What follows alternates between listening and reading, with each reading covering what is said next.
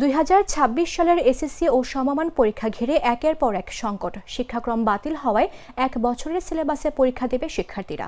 এ নিয়ে সৃষ্ট সংকট নিরসনের পর এবার সামনে এসেছে নতুন বাধা, জাতীয় নির্বাচন, রমজান, ঈদুল ফিতরের ছুটি। এ কারণে এবারের এসএসসি পরীক্ষা পেছাতে পারে অন্তত 3 মাস। শিক্ষা বোর্ডগুলো বলছে, সাধারণত ফেব্রুয়ারি মাসে এসএসসি ও সমমান পরীক্ষা নেওয়া হয়। এবার ফেব্রুয়ারিতে ত্রয়োদশ জাতীয় সংসদ নির্বাচন হবে। এর পরপরই শুরু হবে পবিত্র রমজান মাস। রোজা ও ঈদুল ফিতরের ছুটিতে পরীক্ষা নেওয়া সম্ভব নয়, ফলে অন্তত 3 মাস দেরিতে পরীক্ষা শুরু করা হতে পারে।